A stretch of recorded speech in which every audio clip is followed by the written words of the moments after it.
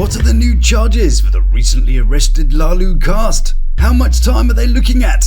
Which TV show has the most arrests to their name? To answer this and many more questions, allow me to take us back to the beginning.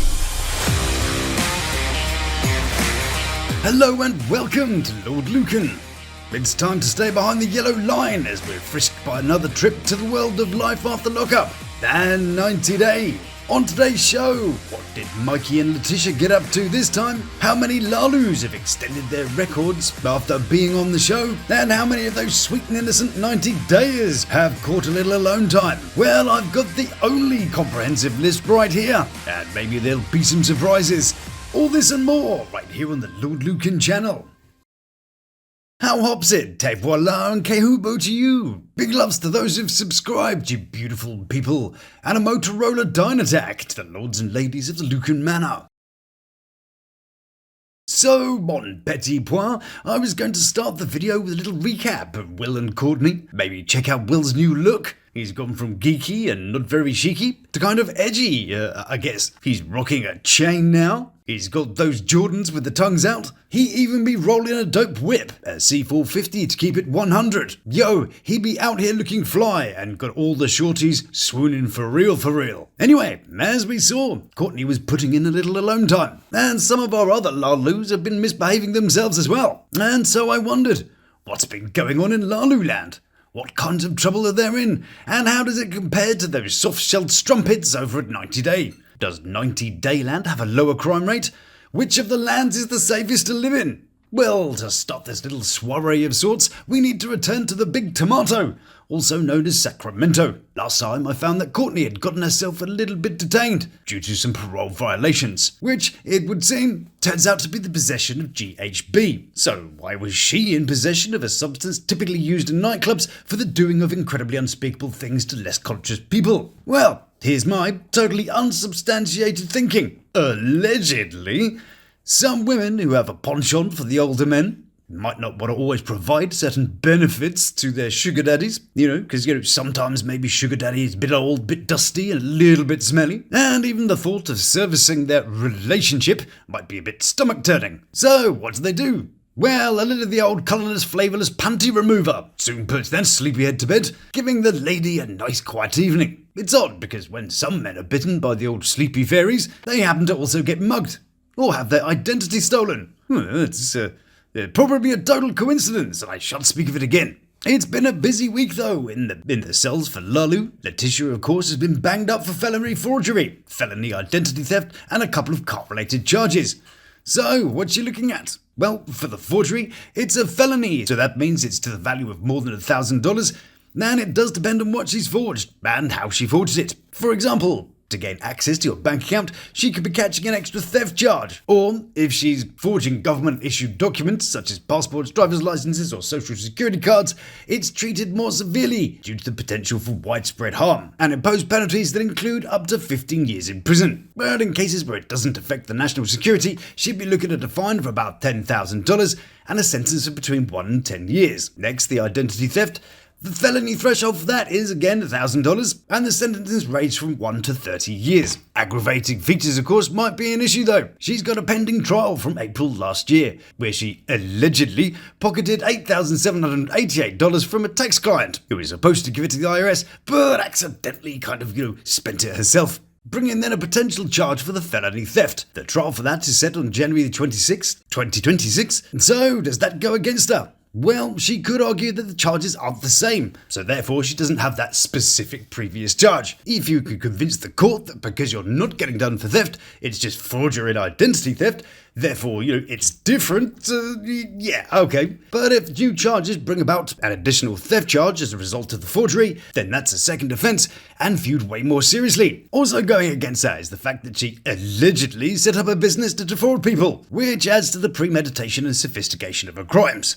God, sophistication. Yeah, okay.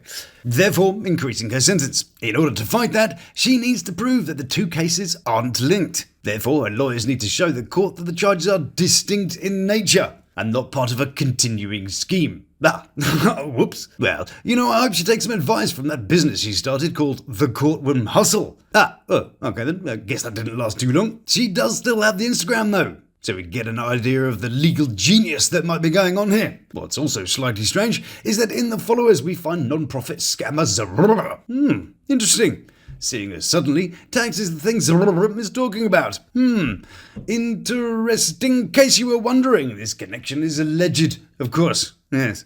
It's just, rather obvious when you're looking at it. So if Letitia manages to somehow, by a massive long shot, none of the crimes she's committed to are in any way related, then she'll just be walking around with a hefty fine. Other things that might mitigate her chances of staying out of prison, of course, include parenting and jobs. Parenting, sure, yes.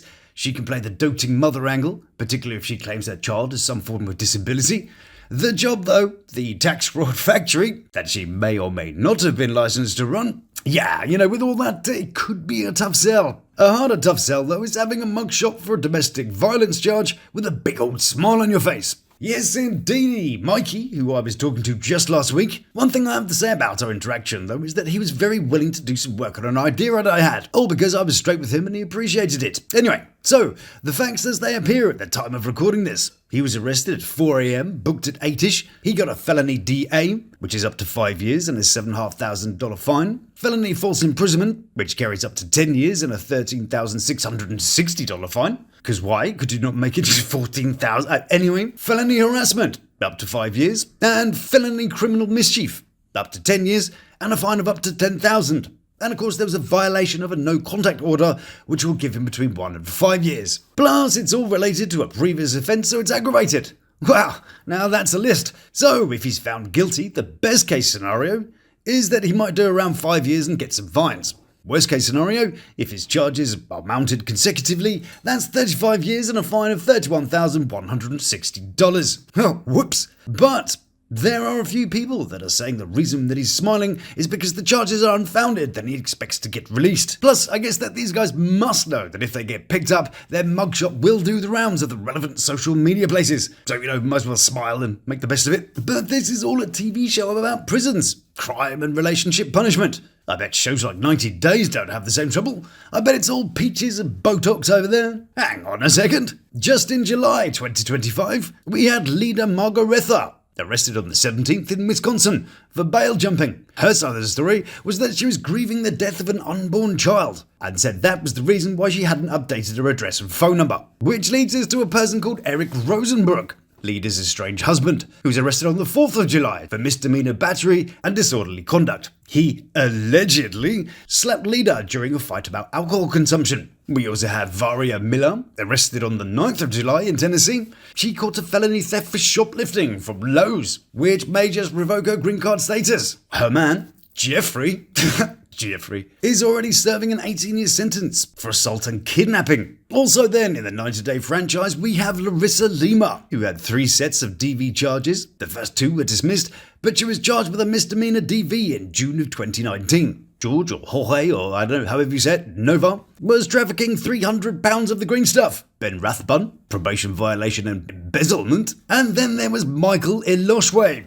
attempted coercion of a minor. Now, this is a bad one. The FBI traced over 65,000 downloads and more than 8,000 images of CP to his IP address, and through the contents of his computer, charged him with knowingly receiving and distributing images of things that I will not describe here. And what did he get? 121 months, or 10 years and 15k in fines. He's also got a 10-year probation after he gets out. He's banned from seeing even his own kids, and is subject to random computer searches. 10 years though? Really? Is that all? Why is a life for a life not applicable in these cases? If someone ends someone else, then that person will pay with the price of their lifetime. So why then, if a person ends a life, but that poor person has to then continue living afterwards, is that not psychological murder? And therefore, the cost of that is the perpetrator having his lifetime effectively ended too. Hey DJ, what do you think about that? What America needs now is the white chipper!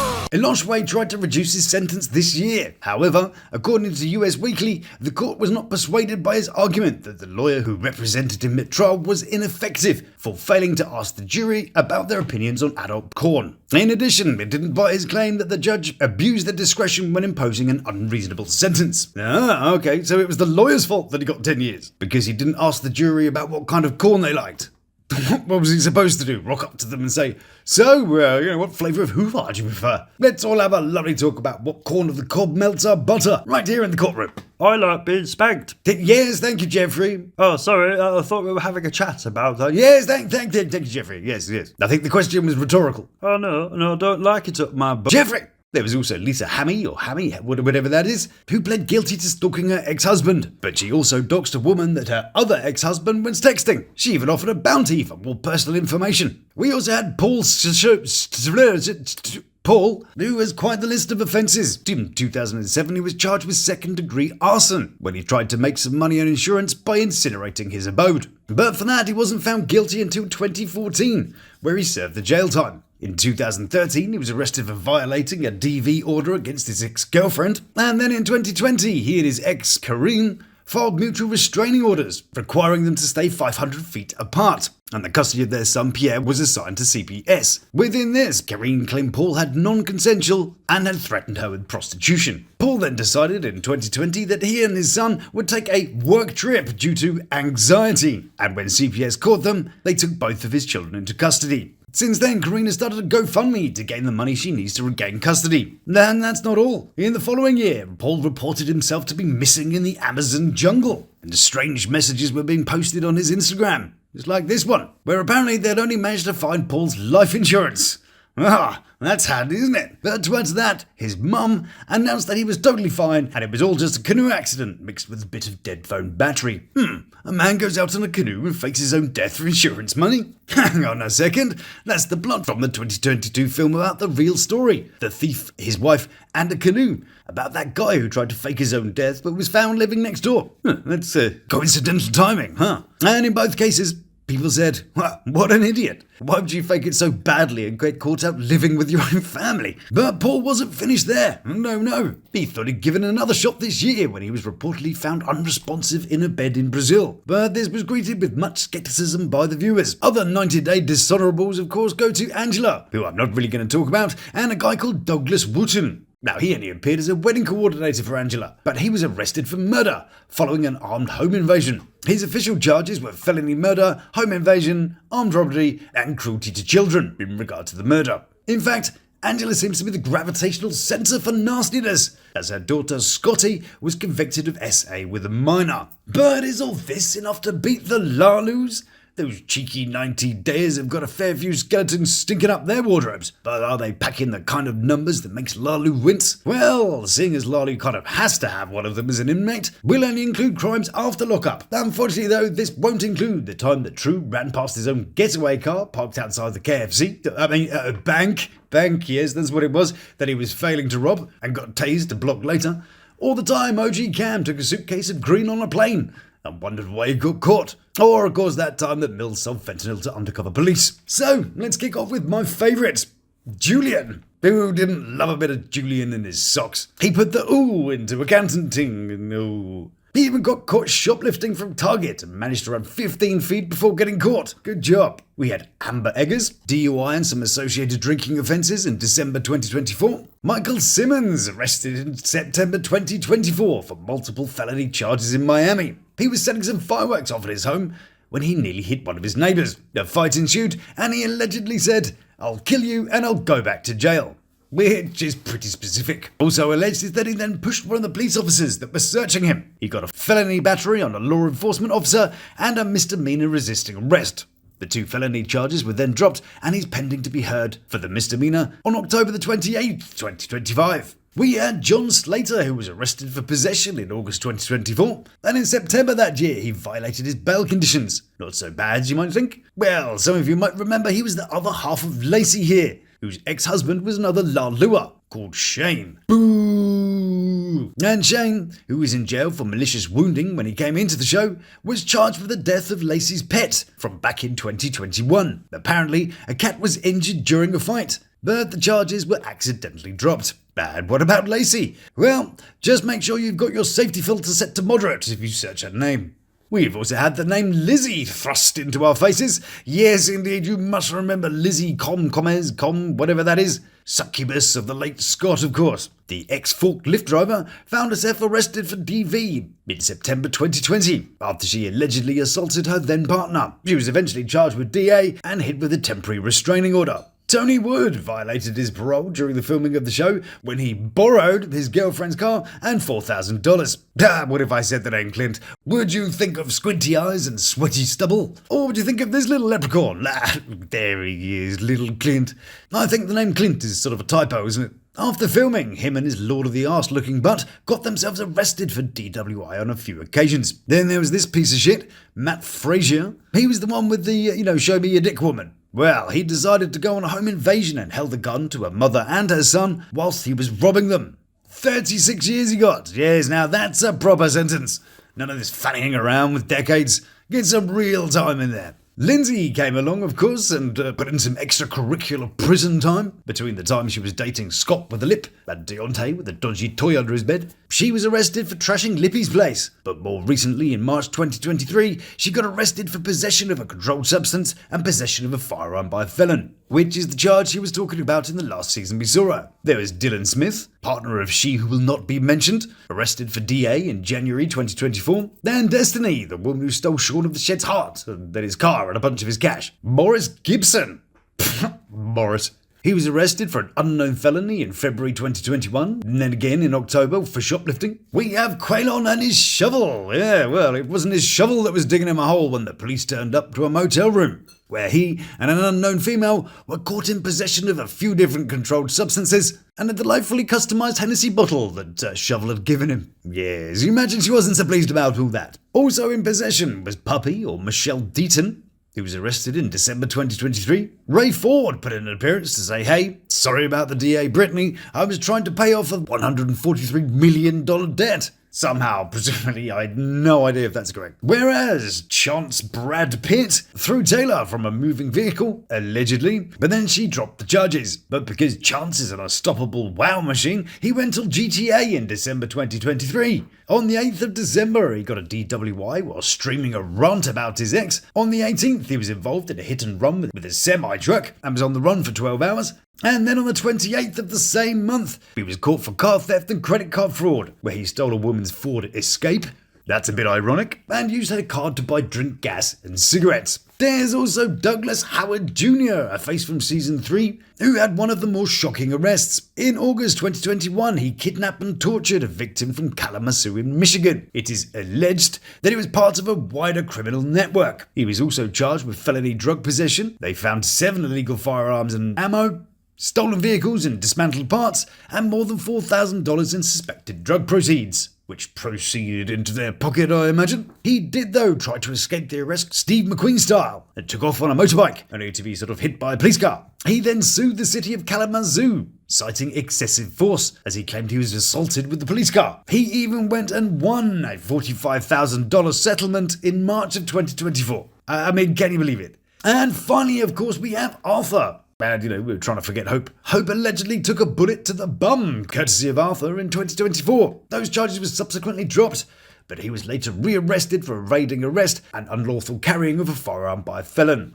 So, my delightful buttercup, I've totted them up and the results are in. But which show has had the most shame? The various lockup shows or the 90-day franchise? Well, here come the results. Lalu has it by a mere 5 arrests. 90 Day has 17, Lalu has 22. Now I'm pretty sure I've got everyone in those figures, but if you think I've missed anyone out, then do please let me know in the comments. So, what did we learn here today?